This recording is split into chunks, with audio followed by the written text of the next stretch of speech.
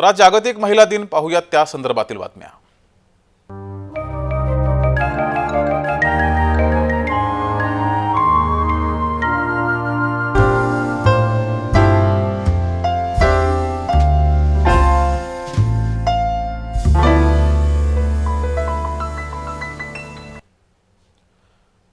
तर अमृता फडणवीस यांची जय महाराष्ट्रवर विशेष मुलाखत घेतली गेली। यावेळेस मुख्यमंत्र्यांची पत्नी म्हणून प्रतिमा मोडलेली आहे असं अमृता फडणवीस यांनी म्हटलंय।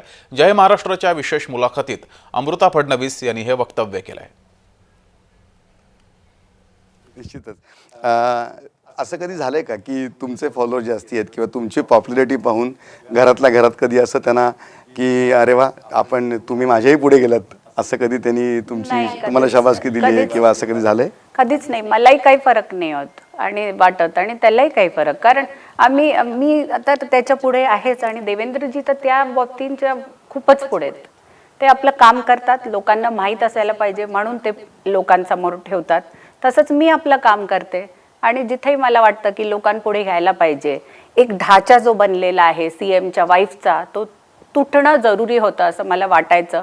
आधीचा ढाचा खराब होता असं नाहीये, पण आता या नवीन जमान्यात नवीन एक पूर्ण मूर्ती तयार व्हायला पाहिजे, एक पॉलिटिकल फिगरच्या वाईफची। ती मला तयार करायची होती आणि एका प्रमाणात मी ते केलेलं पण आहे, त्याचा मला आनंद आहे।